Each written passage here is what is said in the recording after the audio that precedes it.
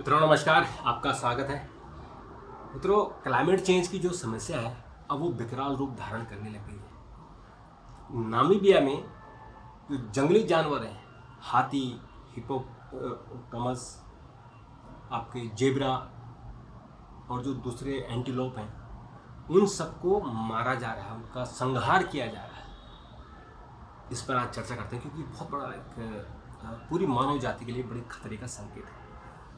दरअसल आपको पता है कि क्लाइमेट चेंज हो रहा है और क्लाइमेट चेंज के कारण कैसे कैसे नई नई बीमारियां आ रही हैं, बाढ़ आ रहे हैं, सूखा पड़ रहे हैं, कहीं साइक्लोन आ रहा है, तमाम तरह की बीमारियां हो रही हैं, तमाम तरह के जो एटमॉस्फेरिक चेंज हो रहे हैं।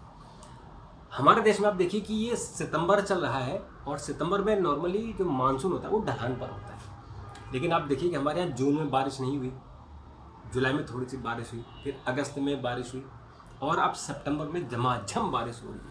और गुजरात में आप देखिए कि लगातार बाढ़ आ रही है। गुजरात के जो कुछ एरिया हैं वहाँ बाढ़ की स्थिति है। महाराष्ट्र में, तेलंगाना में लगातार बाढ़ आ रही है। और जो बिहार में बाढ़ आती थी इस बार नहीं, क्योंकि हिमालय में इस बार इतनी ज़्यादा बारिश नहीं हुई। ओवरऑल हम देखें तो 16% ज़्यादा बारिश हुई है, लेकिन ये छितरा हुआ है। जैसे पहले हिमालयन रीजन में ज़्यादा बारिश होती थी, बाकी क्षेत्र में भी होती थी, सेंट्रल इंडिया में भी होती थी, लेकिन अब परिस्थितियाँ बदल रही है। गुजरात में देखिए, राजस्थान में देखिए, अब बाढ़ आ रही है सितंबर में। तो ये क्लाइमेट चेंज का असर है और उसका क्या कारण है कि El Nino impact. El Nino इस बार देर से आया, 7 साल बाद आया, लेकिन उसका इम्पैक्ट हो रहा है। तो उसका इम्पैक्ट केवल भारत में नहीं, जो आपका हिंद महासागर है और प्रशांत महासागर है, उससे जुड़े हुए जो देश हैं उनका हो रहा है। तो हम बात करेंगे आज नामीबिया की। नामीबिया में जो वहाँ की सरकार है उसने फैसला किया है कि वहाँ के जो जंगली जानवर हैं, जिसमें मैजेस्टिक एलिफेंट यानी जो राजसी हाथी होता है, जो पूरी दुनिया इस पर गर्व करती है कि हमारे देश में हाथी हो, और नामीबिया यानी साउथ अफ्रीकन जो एलिफेंट होते हैं वो अलग होते हैं। वो हमारे जो हिंदुस्तानी एलिफेंट है उससे कई बड़े विशाल, और उसके जो टस्क होते हैं, उसकी मैजेस्टिक जिसको बोलते हैं, जैसे हम शेर कहते हैं, बब्बर शेर, तो वो हाथियों में जो बब्बर शेर हाथियों में होता है वो अफ्रीकन हाथी होते हैं, उसको मैजेस्टिक एलिफेंट बोलते हैं। तो एलिफेंट हो गया, और हिपोपोटामस जो है, जो हिप्पो होते हैं, आप देखें वो जो समुद्री घोड़ा जो समुद्र में होते हैं, वो भी उनका जो आकार है बहुत बड़ा होता है, वजनी होते हैं। और तीसरा व्हेल मछली। व्हेल मछली को नॉर्मली नहीं मारा जाता है क्योंकि वो बहुत विशाल होती है, इसकी ज़रूरत नहीं पड़ती है। और जेब्रा। तो चूँकि जो नामीबिया है वहाँ सूखा पड़ गया भयानक, और सूखा वहाँ 2013 में पड़ा था, 2016 में पड़ा था, और फिर अब 2023 से शुरू हुआ वहाँ सूखा, और अब भयानक रूप ले लिया उसने। और केवल नामीबिया नहीं, उसके जो आसपास है जैसे अंगोला, जिम्बाब्वे और आपका बोत्सवाना और जाम्बिया, इन देशों में भी सूखा पड़ा है, लेकिन नामीबिया में बहुत भयानक सूखा पड़ गया है। और इस सूखे के कारण क्या हो रहा है कि वहाँ जो वहाँ की सरकार है, वहाँ की इन्वायरमेंट मिनिस्ट्री है, उन्होंने क्लियरेंस दे दी है कि वहाँ से जो जानवर हैं उनको मारने हैं। अब वो जो कौन कौन से जानवर हैं उनको जो मारना है, जैसे उसमें 723 उन्होंने आइडेंटिफाई किए हैं। और उन्होंने कहा कि जो हमारे 1.4 मिलियन पॉपुलेशन है, क्योंकि उनका कॉन्स्टिट्यूशन है कि अपने देश के लोगों के लिए प्राकृतिक संसाधनों का इस्तेमाल कर सकते हैं। तो जो वाइल्ड लाइफ है, जो जंगली जानवर है, वो प्राकृतिक संसाधन है, तो उसका इस्तेमाल कर रहे हैं लोगों के पेट भरने के लिए, क्योंकि वहाँ की लगभग 1.5 करोड़ की पॉपुलेशन है। उस 1.5 करोड़ की पॉपुलेशन को उनको पेट भरना है।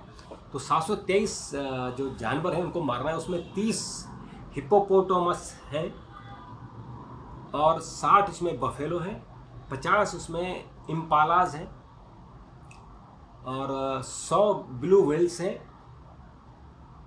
और एक वाइल्ड बीस्ट भी होता है, जो जंगली जानवर, जो एंटीलोप जिसको कहते हैं, यानी हिरन जैसा दिखता है।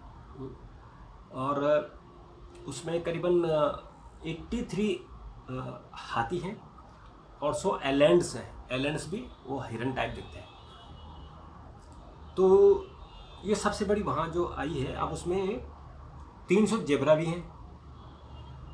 अब इनका ये कहना है कि जो सूखा है वो बोस्टवाना से शुरू हुआ था अक्टूबर 2023 में, और वो फैलते फैलते जाम्बिया, जिम्बाब्वे, नामीबिया और आसपास के इलाकों में चला गया। और इसका जो मेन कारण है वो है एल नीनो, क्योंकि जब ला नीनो होता है तो समंदर गर्म होता है, और जब एल नीनो होता है तो समंदर गर्म पानी जो है वो धरती की तरफ आता है, तो वहाँ के आसपास या तो तेज़ बारिश होती है या सूखा पड़ता है, तो दोनों उसका असर एल नीनो में होता है।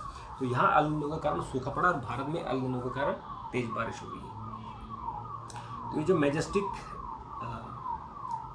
एलिफेंट है, ये बता रहे हैं कि जिम्बाब्वे में लगभग आपके 24,000 एलिफेंट हैं, और अब इनका जो है इनकी कलिंग की जाएगी, इन्हें संहार किया जाएगा। अब सोचिए 723 बड़े जानवर। अब अगर वहाँ बारिश नहीं हुई, अगर वहाँ मौसम नहीं सुधरा, खेती बाड़ी नहीं हुई, तो आप सोचिए कि वहाँ की जो पॉपुलेशन है उस पॉपुलेशन को जंगली जानवरों पर निर्भर रहना पड़ेगा। और जो भी रिपोर्ट आई है IPCC जो कह रहा है कि 2 डिग्री टेम्परेचर बढ़ेगा, तो उसका मतलब ये है कि देर सवेर जो हमारा अनाज है वो तो ख़त्म होना ही है। और ये भी वहाँ की रिपोर्ट आई है नामीबिया की, जो माल न्यूट्रिशन यानी वहाँ जो कुपोषण के शिकार बच्चे पैदा हो रहे हैं, तो उनके लिए भी वहाँ एक बहुत बड़ी दिक्कत है। तो कुल मिला के जो क्लाइमेट चेंज की प्रॉब्लम है वो केवल एक देश की नहीं है, और उसके लिए एक देश जिम्मेदार नहीं। यानी अगर भारत में क्लाइमेट चेंज का असर हो रहा है, हमारे ग्लेशियर पिघल रहे हैं, हमारे यहाँ बाढ़ आ रही है, तो उसके लिए भारत जिम्मेदार नहीं है। अगर हिमालय में, उत्तराखंड में अगर तोड़ फोड़ हो रही है, वहाँ भूस्खलन हो रहे हैं, तो उसके लिए उत्तराखंड जिम्मेदार नहीं है, उसके लिए इंटरनेशनल एटमॉस्फेयर जिम्मेदार है। ऐसे ही जो जिम्बाब्वे नामीबिया में हो रहा है, उसके लिए भी वो जिम्मेदार नहीं है। वो तो बेचारे गरीब देश हैं, उन्होंने तो उद्योग धंधे भी नहीं लगाए हैं, तो जो उद्योग धंधे लगा रहे हैं वो इसके लिए जिम्मेदार है। तो क्लाइमेट चेंज का असर है, और इसमें किसी भी व्यक्ति को हर एक नागरिक को अपने स्तर पर जितना भी हो सके उसमें कंट्रीब्यूट करना चाहिए। क्योंकि अगर सभी कंट्रीब्यूट नहीं करेंगे तो फिर आप देखिए कि 2100 तक, यानी अगले 75 सालों में इस धरती का सारा जो रंग रूप होगा वो सब बदला होगा। पता नहीं इंसान कैसे होंगे, जानवर कैसे होंगे, इंसान को खा रहा होगा, तो वो बहुत एक जो है वो प्रॉब्लम इसमें होने वाली है। तो इस बार मित्रों ये जो बहुत बड़ी एक समस्या की तरफ मैंने आपका ध्यान आकर्षित किया। अगर इस पर आपके सुझाव हो, आपकी कोई प्रतिक्रिया जरूर दीजिएगा, मुझे इंतज़ार रहेगा। तब तक के लिए नमस्कार, थैंक यू, धन्यवाद।